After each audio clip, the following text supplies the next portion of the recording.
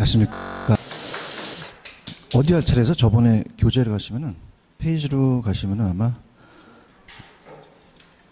148차례 그죠? 140페이지 들어가도록 할게요. 140페이지입니다. 자, 140페이지로 가시면 이제 그 회수기간법이라는 게 있어요, 그죠? 회수기간법. 그래서 이제 그 전 페이지로 한번 가보세요. 전 페이지로 가시면은 교재 그 139페이지로 가시면은 화폐의 시장 가치를 고려하지 않는 방법과 고려하는 방법이라는 게 있죠, 그죠? 그러니까 여기가 이제 가장 출제 빈도가 높은데, 그러면 고려하는 거는 제가 저번 시간에 그냥 있어요. 현가가 붙어요. 현가 붙고 안 붙는 건 두 가지 뭐 있죠? 수익성 지수법과 내부 수익률법 이 두 가지가 안 붙죠, 그죠? 그래서 이제 이렇게 해서 이제 보고, 그러니까 그 여기서 이제 가장 키 포인트는 그 화폐의 시장 가치를 고려하는 거와 고려하지 않는 거가 이제 중요합니다. 그래서 나눈다면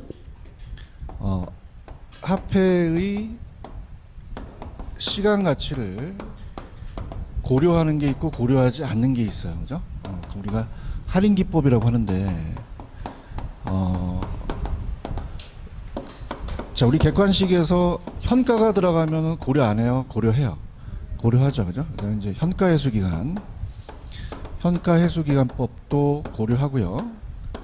근데 안 하는 게 두 가지가 있죠. 우리가 그 현가가 안 들어가는 게 수익성 지수법과 내부 수익률법이라는 게 있죠, 그죠? 그래서 두 가지. 그래서 수익성 지수법과 내부 수익률법, 요거는 이제 우리가 가장 출제 빈도가 높아요. 그러면 지금 하는 것이 고려하지 않는 건데, 고려하지 않는 거를 굳이 암기할 필요가 없죠, 그죠? 그래서 이제 첫 번째 보시면은 넘기시면은 회수기간법이에요. 회수기간법. 자, 회수기간이 길어야 돼요? 짧아야 돼요? 짧아야 되죠. 그래서 회수기간이란 투자 시점에서 투자 대상 부동산에 대한 투자액을 회수하는 데 걸리는 시간이다. 그러므로 투자 비용을 빨리 회수하는 게 바람직하죠. 그럼 내가 이제 우리가 거기 보시면은 투자안의 회수기간이 투자안의 목표 회수기간보다 짧으면 투자 가치가 있다고 나와 있죠, 그죠? 그럼 그 문제가 이제 그 예제 문제를 보시면은 A 투자안의 수년금 흐름이 다음과 같다. 단순 회수기간이에요. 그래서 그 기간 동안에 현금 흐름이 동일하다고 가정한다면, 지금 0이 이제 초기에 100원을 투자했어요, 그죠? 100원을 투자해서 지금 1기 1년, 2년, 3년까지 본다면, 자, 그럼 1년하고 2년까지는 지금 50, 40이면은 90원이 회수됐죠. 50원하고 40원. 자, 그러면 얼마가 남았죠? 10원이 남았죠, 그죠? 근데 이제 우리가 보통 재작년에도 그랬지만은, 만약에 지금 3년째 돼서 30원이라고 돼 있죠. 근데 만약에 원래는 그 10원만 한 3원 되면 우리가 회수하면 되니까 20원이 됐다 그러면 어떻게 돼요? 전체에다가 10원이니까 2년 6개월이 걸리잖아요, 그죠? 근데 이제 중요한 건 30원이 나올 가능성이 있다는 얘기예요. 30원이라는 것은 전체 기간을 30원을 봤을 때 얼마만 회수하면 되나요? 10원이니까 전체 12개월을 3분의 1로 나누는 거죠. 그죠? 그러면 12개월로 3분의 1로 나니까 4개월이 되겠죠. 그죠? 그래서 몇 년 4개월? 2년 4개월. 지금까지는 6개월이 나왔거든요. 그죠? 그래서 여기 나오지 않을까 생각을 해요. 그러면 우리가 2년 4개월이라는 거는 이해 가셨습니까? 그러면 이게 2년 4개월이고, 내가 목표했던 게 만약에 투자에 목표했던 게 만약에 5년이다. 그럼 투자 안 하시겠어요? 투자를 하겠어요? 하죠. 왜? 기간이 짧다 보니까. 그죠? 근데 중요한 것은 4번에 가시면은 따라해보세요. 현가 회수 기간법. 그럼 현가가 들어갔죠. 그러니까 시간 가치를 고려하지 않는 단순 회수 기간보다 회수 기간이 더 길어진다라고 되어 있나요? 자, 왜냐하면 갈수록 그냥입니까? 할인을 합니까? 할인을 하다 보니까 우리가 어떻죠? 지금 만약에 50원 하면은 제가 1년 있다 50원 드릴까요? 2년 있다 50원 드릴까요? 그러면 언제 달라고 그랬어요? 1년 있다고 달라졌죠, 그죠? 왜냐면 갈수록 그냥입니까? 할인율이 높아집니까? 만약에 0.9, 0.8, 0.7로 하게 되면은, 자, 59, 45죠, 그죠? 48에 32, 37이 21. 그러면 숫자가 작아지죠. 그럼 기간이 짧아지겠어요? 더 길어지겠어요? 길어지죠. 평가해수 기간은 화폐 시장 가치를 고려한다는 얘기예요. 이해가셨죠, 그죠? 그다음에 이제 회계적 이익률법은 계산 문제는 안 나옵니다. 안 나오는데 회계라는 건 장부상이고, 그럼 이익률은 적게 나와야 돼요? 많이 나와야 돼요? 그럼 연평균 순수이익을 연평균 투자액으로 나눠서 투자안을 평가해요. 그러면 회계적 이익률은 독립적일 때 투자의 목표일보다 크면 투자한다고 나와 있죠, 그죠? 이렇게만 잡으시면 돼요. 그래서 이제 계산 문제는 혹시 나온다면 그 단순회수 기간법이 계산 나올 수 있다. 예, 그렇게 보시면 되고. 자, 노마자 2의 제목을 불러봐 주세요. 뭐라고 돼 있죠? 화폐의 시간 가치를 고려하지 않는 방법이라고 돼 있죠. 좀 전에 해수기간과 평균 이익률법도 화폐 시장 가치를 고려해요, 고려하지 않아요? 그럼 다 고려하지 않는 걸로 배우는 거죠. 근데 이제 어림셈법이 저번에 말씀드렸지만은 우리가 이제 잠깐 한 페이지를 넘기시면은 교재 144페이지로 가시면은 144페이지에 그 할인연금 수지 분석법은 저번에 했었죠. 그러니까 어떠냐면 유출이 많아야 돼요, 유입이 많아야 돼요. 그럼 순효과는 뭐보다 커야지만 투자예요. 1이에요, 0이에요. 순효과는 뭐보다? 0보다. 수익성 지수는 1보다. 넘기시면 내부하고 요구 중에서는 어떤 게 커야 되죠? 내부가 더 커야 되죠, 그죠? 그럼 우리가 사용하는 지표가 유익과 유출만밖에 지표가 없어요, 그죠? 두 가지 지표니까 하나가 순효과가 0보다 크면 수익성 지수도 1보다 크겠죠, 그죠? 근데 이제 넘기시면은 140페이지로 보시면은 140페이지로 가시면 140 어림셈법이라고 돼 있죠. 어림셈법은 그냥 어리버리야. 말로만 어리버리지 오른쪽 가보세요. 굉장히 복잡하죠, 그죠? 찾으셨습니까? 그러니까 이게 수강생들이 이걸 더 어려워해요, 그죠? 물론 뭐 할인연금 수지분석법도 어려워하겠지만 이건 승수법과 순일법이 외울 게 그냥요 굉장히 많아요. 많고 다 똑같아요, 달라요. 다르기 때문에 여기를 더 어려워하십니다, 그죠? 그러면 우리가 승수법하고 무슨 율법이 있죠? 수익률법. 승수법은 회수 기간을 얘기를 해요. 회수 기간이 길어야 돼요, 짧아야 돼요. 짧아야 되고 수익률은 높아야 되죠, 그죠? 그래서 이제 요게 이제 암기가 힘든데 일단은 승수법에 대한 네 가지는 암기를 하셔야 됩니다. 하시고 수익률법은 역수관계라는 자체는 이제 계속 하시다 보면 따라오게 되겠거든요. 그래서 우리가 이제 어림셈법으로 가는데 자, 지금은 키포인트가 뭐냐면 화폐 시장 가치를 고려한다, 고려하지 않는다. 그래서 어림셈법이라는 게 있어요. 그래서 이제 승수법이 네 가지가 있다. 여기를 가져가시는데 자, 우리가 총순 전후예요. 총소득, 순소득, 세전소득, 세후소득이 됩니다. 그러면 우리가 총소득을 우리가 조소득이라고 하죠. 조소득 승수. 수는 뭐예요? 순영업소득 승수. 전이 세전이죠, 그죠? 세전, 현금 수지, 승수 이렇게 되고 후는 뭐죠? 세후, 현금 수지 승수 이렇게 됩니다. 자, 그러면은 어떻게 되죠? 우리가 요게 제가 조순까지는 무슨 투자액이 올라간다 그랬죠? 총투자 올라간다 그랬죠? 조순까지는 아직 빚을 뺐어요, 안 뺐어요? 안 뺐기 때문에 전체 금액으로 가는 거고 전후는 무슨 투자가 올라간다 그랬죠? 지분 투자. 찾으셨어요? 그래서 이제 요거는 그걸 알아야지만 문제를 맞힐 수 있거든요. 자, 그래서 우리가 총순까지는 무슨 투자로 간다? 총투자로 가고 자, 우리가 총순 전후에서 자, 아직 순소득은 빚을 뺐나요? 아직 안 뺐나요? 그럼 전체 금액으로 가야 되죠. 근데 얘네들은 부채 서비스를 뺐기 때문에 지분 투자 대비로 가야 된다고 제가 강조를 했었습니다. 그러면 요건 지분 투자로 올라간다는 건 이해 가셨습니까? 그러면은 중요한 것은 이제 다 끝났는데 요 앞에 게 그냥요 내려와요. 내려오죠. 그러니까 우리가 이렇게 보이니까 이거는 총소득에 대한 총투자라는 자체를 맞히셔야 돼요. 그죠? 분모에 대한 문자. 얘도 순소득이 내려오죠. 내려오고 얘가 뭐가 내려오죠? 세전 현금 수지.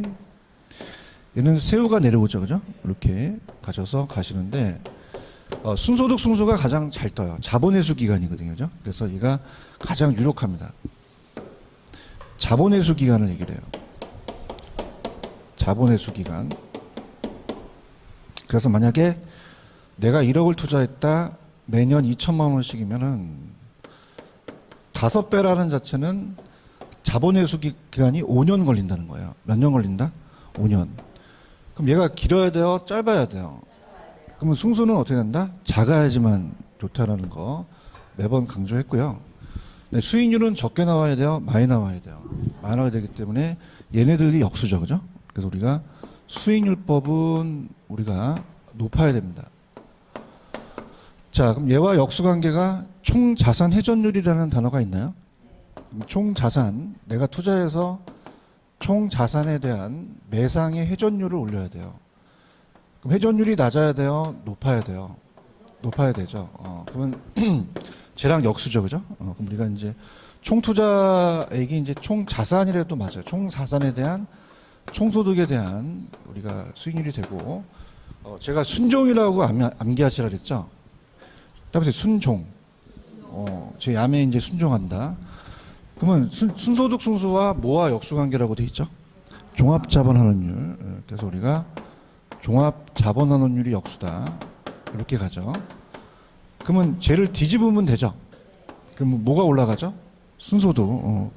지금 여러분들 이게 지금 굉장히 수익률법이 어렵지만은 그래도 여기서 한번 이렇게 같이 하시는 게 집에 가서는 잘 안 해요. 그죠? 그러니까 여기 승수법은 맞히기가 쉬워요. 왜냐하면 총투자가 올라가고 앞에 거를 나누면 되는데 얘네들은 솔직히 암기하기가 힘들거든요. 그죠? 그러니까 역수니까 같이 따라 하세요. 얘는 그냥입니까? 순소득이 올라갑니까? 뭐로 나누죠? 총투자로 나눈다. 이렇게 가지고 세전과 역수관계는 제가 전지라고 했었죠. 전지. 그래서 순종 전지, 그죠? 세전과 뭐가 역수다? 지분 배당률. 그러면 지분 배당률이 나오면 환원율이라고 하는데 이거는 그냥요 세전이 나와야 돼요. 세전이 나와야 되죠. 그래서 어떻습니까? 세전 현금 수지를 무슨 투자로 나눈다? 지분 투자로 나누고, 얘가 세우니까 얘도 세우죠. 세후 수익률. 세후 수익률이 됩니다. 세후 수익률. 자, 그럼 뭐가 올라가죠? 세후 현금 수지를 무슨 투자로? 지분 투자로 나누는 거죠. 근데 중요한 게 거기 세후 수익률에 보시면은 이제 이따 얘를 감정평가 시험 문제는 지분 투자 수익률로 나왔어요. 지분 투자 수익률. 얘와는 좀 틀립니다. 지분 배당률하고. 이렇게 가니까 들어가 볼게요. 자, 그러면은 밑에 박스를 보시면은 승수법이라는 게 있죠. 갈게요. 자, 총소득 승수는 뭐에 대한 뭐죠? 총소득에 대한 총투자가 되고, 순소득 승수 자본회수 기간은 뭐에 대한? 순영업소득에 대한 총투자액이 되겠고, 세전현금 수지 승수는 뭐에 대한? 세전현금에 대한 지분투자. 세후는요? 세후현금에 대한 지분투자. 각각 수익률법은 얘네들과 역수죠. 그래서 이제 보시면 되고, 그 문제를 다뤄봐야 돼요. 일단은 넘기시면은 페이지 143페이지로 가시면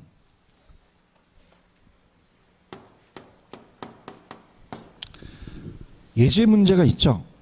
3번서부터 8번까지 한번 쫙 풀어보세요. 3번서부터 8번까지.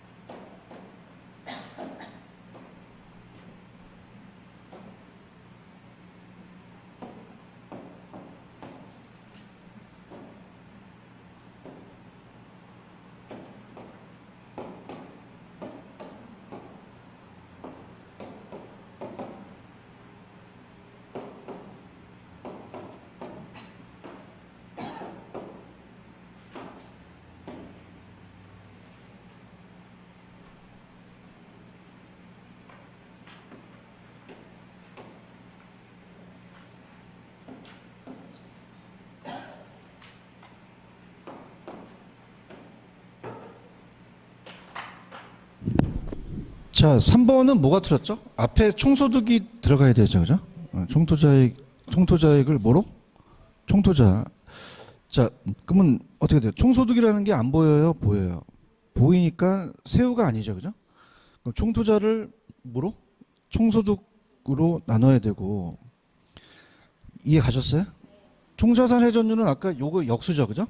그러니까 틀렸고, 총자산, 총자산에 대한 총소득이고, 순소득은 지분이 들어가야 돼요, 총이 들어가야 돼요. 총투자액을 순소득으로 나눈다고 하셔야 되죠? 몇 번만 맞죠?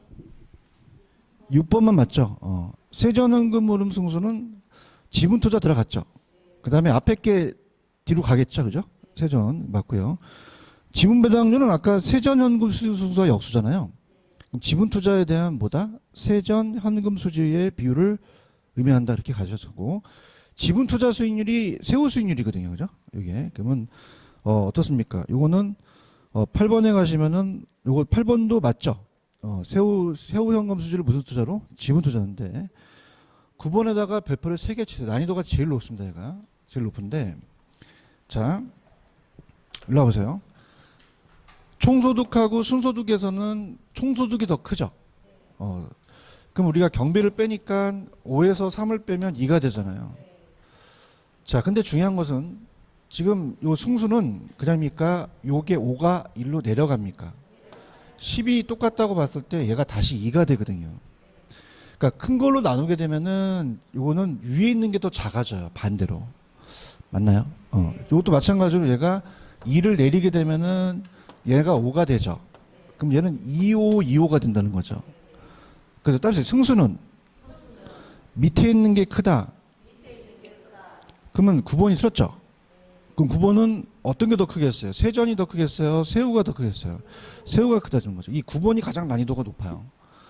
체크하셨죠?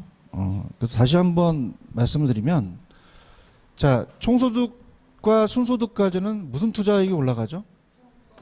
그냥요, 앞에 게 내려가요. 그럼 다른 게 들어가 버리면 안 되죠. 그 다음에 총순까지는 무슨 투자가 올라가고요?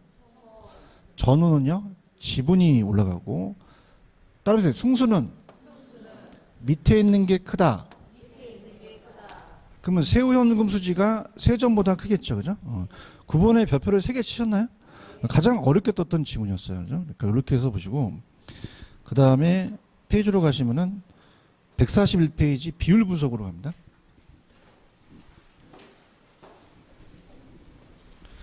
비율 분석법 있나요? 비율. 그 비율 분석법은 비율을 갖고 따진다는 거예요. 자, 첫 번째 보시면은 대부 비율이라는 게 있죠. 이게 LTV인데 돈 빌리는 비율이에요. 대부 비율. 오늘 들어갈 거지만 LTV는 뭐를 나누죠? L을 V로 이렇게 나누죠.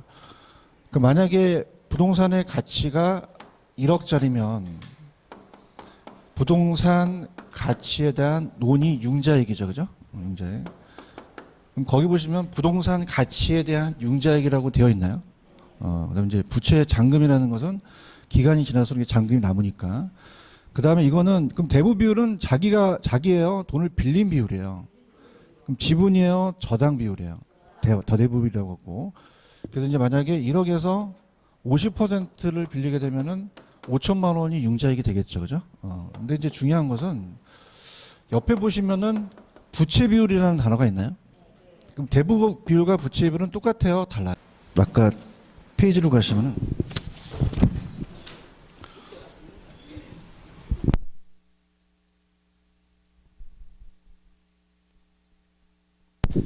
자, LTV 갈게요. LTV 거기 보시면은 141페이지 가시면 비율 분석 141 비율 분석 있죠, 그죠?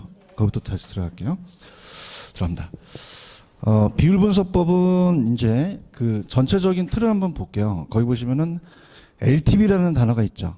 요게 이제 별표를 쳐놓으시는데 LTV가 이제 있다가 대출 가능 금액을 구할 때 이게 잘 나옵니다. 잘 나오고 넘기시면은 부채 감당률이라는 게 있죠. 요것도 별표를 쳐놓으시고 이 두 가지가 가장 유력해요. 유력하고 채무 불이익률은 낮아야 되죠, 그죠? 이렇게 해서 이제 들어가시는데 LTV에서부터 우리가 들어가도록 할게요. 대부 비율입니다. 비율 분석. 그래서 LTV라는 것은 L을 V로 나누죠, 그죠? 그래서 우리가 대부 비율은 담보 인정 비율이죠. 이렇게 갑니다. 그래서 만약에 밸류가 부동산의 가치가 1억이라면, 자, 만약에 50%를 빌려줘요. 그럼 5천만 원을 빌려주겠죠, 그죠? 그래서 이제 이게 부동산 가치, 부동산의 가치에 대한 융자액의 비율이다. 거기 보시면은 부동산 가치에 대한 융자액의 비율이라고 돼 있죠. 그래서 이제 부채 잔금이라는 것은 시간이 지나면 또 갚아 나가니까 잔금이 남겠죠, 그죠? 그래서 이렇게 해서 우리가 보시면서 대부 비율이라는 게 있고요. 그 밑에 옆에 보시면은 부채 비율이라는 게 있나요? 부채 비율. 그래서 이거는 이제 대부 비율, 저당 비율, 돈을 빌린 비율이고, 부채 비율이라는 자체는 이건 타인 자본을 자기 자본으로 나눈 거예요. 그러니까 타인 자본이 나한테 몇 배냐라는 걸 얘기합니다. 그래서 우리가 타인 자본이 위에 올라가고, 타인 자본이 올라가고, 자기 자본이 내려와요. 자기 자본. 타인 자본을 부채라고 합니다. 저당이라고 하지만 부채라고 시험 문제 나오고요. 자기 자본을 지분이라고 하죠.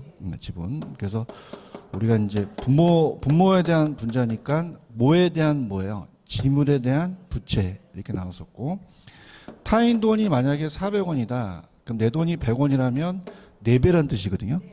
그러니까 400%라는 것은 타인 돈이 나한테 4배란 뜻입니다. 300%는 3배란 뜻이고요. 그러면 얘와 얘는 비율은 다르지만 관련이 있죠, 그죠? 얘가 높아진다는 건 뭐예요? 생각해 보세요. 얘가 높아진다는 건 됩니까? 타인 자본이 많아집니까? 그러면 얘도 높아지면 얘도 높아질 수밖에 없죠, 원리가. 그러면 우리가 예를 들어서 대부가 50이면 어떻게 됩니까? 우리가 1억에서 아까 5천만 원을 빌려줬죠?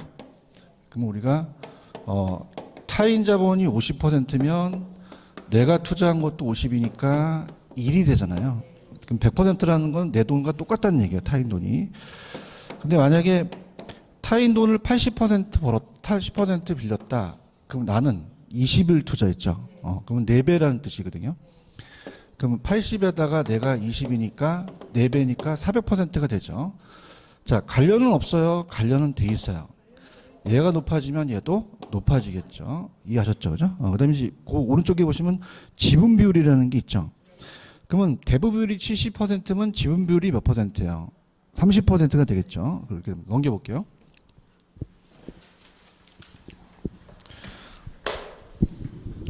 한 번 더 하니까 복습이 되시죠? 더 좀, 한 번 두 번씩 할까 그러면?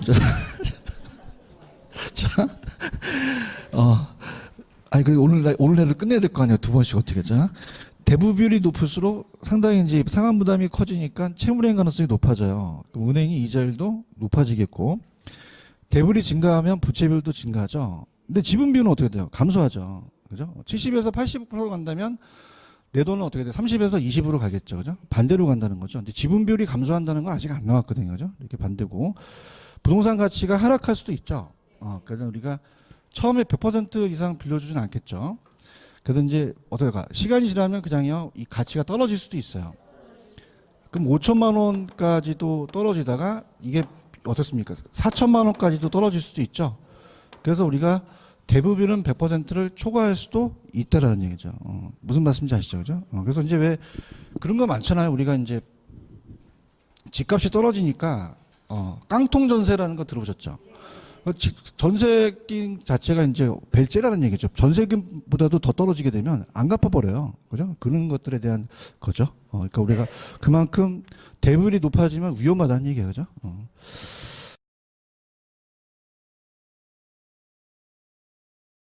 출제될 가능성이 굉장히 높아요. 얘는. 그러니까 부채를 감당하는 능력이거든요.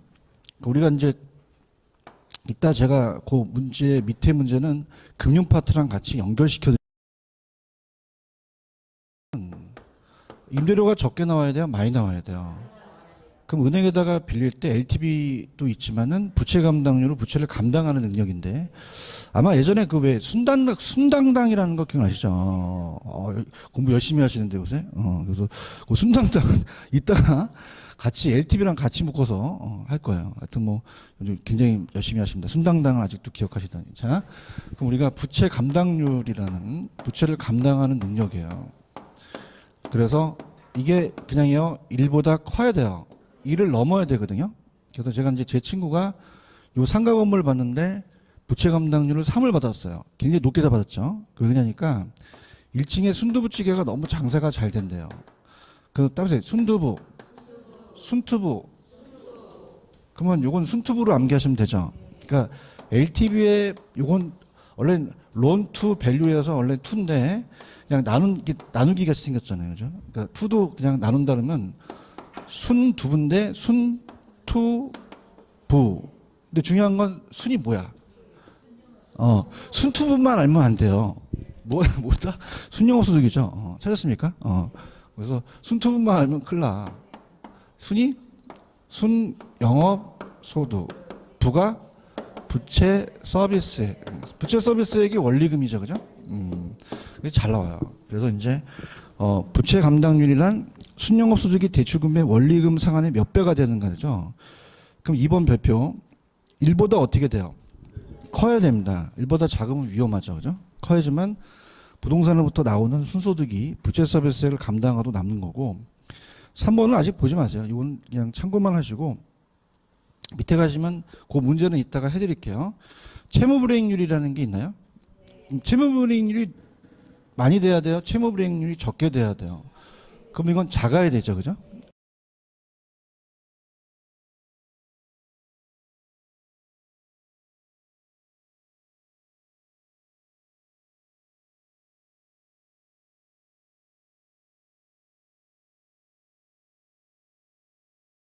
부, 부. 그래서 유효총소득이에요. 유효조소득. 그래서 영업경비와 부채 서비스액으로 가죠. 부채 서비스액. 그죠? 무슨 투로 암기하셨어요? 순투부, 순투부. 그죠? 근데 순두부가 아니라 순투부인데 순이 뭐야? 부가 부채 서비스액. 그 얘는 거의 시험 문제가 한 90% 배정이 돼요. 그죠? 그래서 얘 계산 문제가 나옵니다. 부채 감당률. 그 다음에 왜 감정평가 파트에 부채 감당법이라는 게 있거든요. 그냥 있다고 하셔야 됩니다. 거기에 부채 감당률이 들어가요. 그래서 얘는 그래서 투자 파트도 나오고 금융 파트 다 나오기 때문에 순투부를 암기하셔야 돼요. 할 수 있겠어요? 근데 얘는 중요한 게 밑에 뭐가 들어가죠? 유효에다가 영업경비와 부채 서비스액이 들어가거든요. 그죠? 근데 이제 지금은 됩니다. 왜? 제가 얘기도 하고 칠판에 적혀져 있으니까. 그죠? 그래서 좀 재밌지만은 이렇게 할게요. 이제 봄이 또 이제 지나가면서 여름이 오는데 자, 따라서 경부선. 경부선을 따라서 유채꽃이 피어 있다 이렇게 가면 되는데 기억이 나요? 경부선 유채꽃, 경부선 유채꽃. 틀리면 안 돼. 이거. 얘가 이 순소득으로 나오기 때문에 유효를 순소득으로 고칠 가능성이 있어요. 그죠? 이렇게 해서 얘 두 가지. 그럼 얘는 커야 돼요? 작아야 돼요? 작아야 되죠. 얘는 이제, 유형부 이렇게 암기하셔도 되고, 어떻게 돼요? 경부선을 따라서 뭐가 펴있죠? 유채꽃이 펴있죠? 그럼 유효총수득이 영업경비와 부채 서비스를 감당할 수 있는 능력이기 때문에 2번의 별표. 얘는 어떻게 돼요? 커지면 채무불이익 가능성이 커지겠죠. 왜냐하면 영업경비와 부채 서비스는 실제로 나가는 돈이잖아요. 유효가 들어오는 돈이고. 그럼 채무불이익률은 정리. 1보다 어떻게 되죠? 작아야 되죠. 작아야지만 유효총수득이 영업경비와 부채 서비스를 감당하고 남다는 거죠. 자, 그럼 이제 예제 문제 1, 2번을 맞춰보세요. 1, 2번이 다 맞나 틀리나 한번 보세요. 1번과 2번 마무리합니다. 맞아요, 틀려요. 1번, 2번. OX야. 5죠? 1번. 현가의 수기간은 화폐 시장 가치를 고려하죠. 근데 현가가 안 들어간 거 두 가지 대보세요. 뭐예요? 내부수익률법과 수익성지수법은 고려한다. 2번. 회계적 수익률과 자본환원율 총소득 승수는 화폐 시장 가치를 고려하지 않는다라는 거. 그렇게 보시면 돼요. 무슨 뜻인지 아시죠?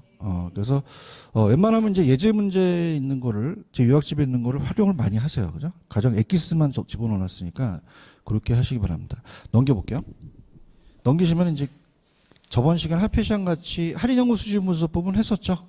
넘기시고 그다음에 금융에 대한 간단한 것만 보고 좀만 쉬었다 가겠습니다. 151페이지로 가죠. 151페이지로 가시면 부동산 금융 파트가 있죠. 금융 파트 있는데 저번에도 말씀을 드렸지만은 제가 감정평가사도 강의하면 감정평가사는 이 강의를 듣는 사람들이 거의 학생들이나 이렇게 좀 고시생들이 많아요. 그죠? 그럼 걔네들은 이제 같은 수준의 같은 생각이기 때문에 강의하기가 제가 이제 빨리빨리 가는데 저번에 여러분들을 갖다가 제가 뭐라는 게 아니라 동영상을 들으시면 또 공인중개사는 그냥입니까? 연령대가 다양하십니까? 다양해서요. 그래서 공인중개사 강의가 가장 힘들어요. 여러분들이 씹어서 줘야 돼, 씹어서. 어저께도 많이 얘기했는데 이게 특히 학교로는 더 그렇잖아요. 그죠? 학교로는 다 씹어갖고 그다음에 순당당. 순투부 뭐 이런 거 이렇게 잘하네. 그래서 이렇게 해준다는 게 지금 개론의 현실이에요. 그래서 많은 노력을 하고 있는데, 그러니까 집에 가면 맨날 야매 연구야. 야매 연구. 내가 지금 그러니까 대한민국의 발전이 없는 거야. 내가 연구를 하려면 연구를 해야 되는데 계속 이게 강의 자체가. 근데 엄청 중요한 것은 학원을 할 수가 없어요. 맞춰야 되니까. 맞습니까? 근데 감정평가 강의할 때 투자로는 걔네들이 강해요. 학생들이. 근데 금융은 약해요. 왜냐하면 걔네들은 그냥요 담보대출을 안 받아봤어요. 여러분들 받아봤어요? 안 받아봤어? 받아봐야 이걸 하는 거야. 지금 이거 금융은 받아봐야 돼. 지금 안 되면 은행 가서 상담이라도 하든가. 그러니까 금융은 강해요. 공인중개사 분들이 가는데 학생애들이 금융은 LTV와 DTI를 얘기해봐도 지네들이 받아봤어야 DTI를 받고 막 그래봤어야 아는데 고정금리, 변동금리도 잘 이해를 못해요. 무슨 말씀인지 아시죠? 그죠? 그러니까 유일하게 공인중개사에서는 금융 파트가 좀 강해요. 여러분들한테. 그죠? 그래서 우리가, 물론 뭐 다, 여기 솔직히 말해서 공인중개사 오기 전에 뭐 어림세법 같은 거 알았었어요? 몰랐잖아. 근데 담보대출은 받아봤잖아. 그러니까 여기는 좀 강의하기 쉽다는 거지. 그죠? 그러니까 영희는 힘들어도. 아시겠습니까? 근데 여기를 감정평가사 수강생들은 못 알아들어요. 왜냐하면 대출을 안 해봤으니까. 그래서 그런 건데 하여튼 들어가 볼게요. 찾았어? 그럼 천천히. 이렇게 오늘 수업 분위기가 괜찮지? 이렇게 굉장히 비도 오고 그러니까 차분해졌네. 자, 151페이지 찾았어요? 자, 151페이지. 151페이지. 그래서 저번에도 얘기했지만 우리 이 강사분들이 대단하신 분들이에요. 공인중개사 강사들이 이게 다 씹어서 주니까. 그죠? 갈게요. 부동산 금융입니다. 자, 금융은 따라서 자금의 융통. 그 부동산 갖고 자금 담보대출이겠어요. 근데 보통 토지금융이 주종을 이뤄요. 다 주택금융이야. 주택금융이 많은 주종을 이루고 있죠. 그 주택금융이 이제 보통 이 부동산은 다 주택금융을 얘기를 합니다. 부동산에서. 그럼 우리가 첫 번째 보시면은 거기 밑에 맨 밑에 보시면은 주택금융이 소비금융과 개발금융이라는 게 있나요? 두 가지로 나눠요. 그죠? 그럼 되게 쉬워. 소비자한테 빌려주면 무슨 금융? 개발업자한테 빌려주면. 참 쉽죠. 그래서 우리는 주택 소비자니까 소비금융이죠. 근데 건설회사는 개발금융을 빌리거든요. 그러니까 얘가 이제 감정평가 시험제 나왔기 때문에 묶어서 별표를 하나 쳐놓으시는데, 자, 주택 소비금융이라는 것은 소비자한테 빌려줘요. 그러면 공급을 늘리는 거예요? 수요를 늘리기 위해서 좀 정부에 대한 정책이 좀 들어가겠죠. 그죠? 그래서 보시고, 주택 개발금융은 개발업자한테 빌려줘요. 개발금융. 그럼 소비금융이 가장 대표적인 게 보금자리론이라고 들어오셨죠? 보금자리론. 예전에 이제 이게 참 제가 투자하다가 이슈가 됐는데 이걸 작년인가 없애려고 많이 했었어요. 왜냐면 이게 갭 투자라고 들어보셨죠? 그다음에 지렛대 효과. 전세를 끼고 주택 사는 것도 지렛대 효과 들어가잖아요. 이게 조금 소득이 낮아도 갭 투자를 많이 이용하려다 보니까 이게 이용료가 다른 데로 쓰다가 그러니까 안 하려고 하다가 보금자리론이 없어지면 안 되잖아요. 그 무주택 서민들을 위해서 아직은 존재합니다. 그죠? 그럼 우리가 보금자리론은 보통 단기예요, 장기예요? 절이죠. 절이로서 10년, 15년, 20년, 30년 상한이에요. 그러면 이건 우리가 어떻습니까? 일단 무주택 서민들을 주로 가겠죠. 그죠? 그래서 무주택 서민. 뭐 1주택자도 가능하긴 하지만, 자, 그러면서 저당 대부예요. 그러면 이것도 그냥입니까? 은행이 저당을 잡습니까? 저당을 잡아서 근저당 설정을 하죠. 그래서 우리가 장기 분할 상환으로 대출을 해주는 그런 대부예요. 자, 그럼 우리가 갑돌이가 차입자고요. 차입자고, 자, 그래서 1억이 있다. 근데 그냥입니까? 이건 무조건 주택이 됩니까? 아파트도 공동주택에 들어가죠. 상관은 안 돼요. 그럼 A은행이 대출자라고 한다면, 이렇게 LTV로서 이제 70%까지 땡겨주죠, 그죠? 그럼 돈을 이제 빌려주는데, 우리가 장기로 이제 어떻습니까? 단계적으로 줘요? 일시불로 줘요? 일시불로 주죠. 대출 받아봤다며요. 그죠? 통장에다 싸줘요, 그죠? 그럼 우리가 일시불 대부입니다. 그럼 일시불 대부고, 상한은 일시불 상한이요? 장기 분할 상한이야? 분할 상한. 이렇게 됩니다. 장기 분할 상한이고, 그러면서 굉장히 특수금융이죠. 그래서 장기 저리로 빌려줘요. 근데 여러분들은 개발금융이라는 거는 못 받아보셨죠, 그죠? 이건 주택 건설업자한테 빌려주는 거예요. 주택 건설업자. 그러면 이거를 빌려주게 되면 수요가 늘어나요? 공급이 늘어나요? 공급자 금융이죠. 그러면 건축대부라고 얘기합니다. 건축대부. 자, 아까는 다 지었기 때문에 근저당 설정을 한 거죠. 근데 이건 아직 지었다 안 지었다? 지금 지려고 이제 준비 상태예요. 그럼 우리가 현장에 가면 감리회사가 나와 있잖아요. 그래서 1층 짓고 2층 지면 단계적으로 빌려줘요. 그러면 일시불 대부다, 단계적 대부다. 단계적 대부고. 자, 장기겠어요? 단기겠어요? 막 30년 동안 그렇지 않죠. 짓다가 뒤지겠다, 그죠? 그럼 우리가 2, 3년이면 끝나니까 장기 분할 상한입니까? 일시불 상한입니까? 일시불 상한이죠. 일시불 상한이고, 이거는 절이다, 고리다. 고리예요. 이해하셨습니까? 그래서 우리 공인중개사 시험 문제는 그냥 몇 줄만 나왔는데 감정평가 시험 문제 이 비교가 나왔었거든요. 그래서 요거는 소비금융과 개발금융은 가지고 가셔야 돼요. 일단은 부동산 금융의 의의를 보시면 위에 2번 부동산 금융은 토지와 주택 중에서 어떤 금융이 주종을 이루죠? 주택금융이 주종을 이루죠? 그런가요? 그 다음에 3번은 조금 우리가 직접금융과 간접금융이라는 단어가 있죠. 요거 이제 용어 정리인데, 이렇게 합니다. 이것도 이제 용어 정리다 보니까 만약에 A은행을 통해서 우리가 자금의 공급자가 있고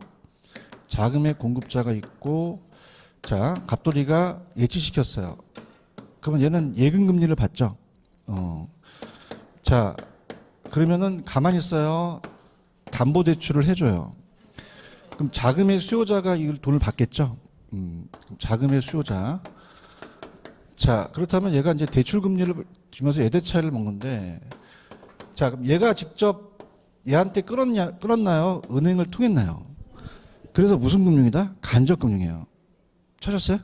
근데 만약에 얘 만나갖고 얘한테 주식을 발행하게 되면 이건 간접이다, 직접이다? 직접. 그냥 참고만 하세요. 참고만. 그죠? 이거 이해 가셨나?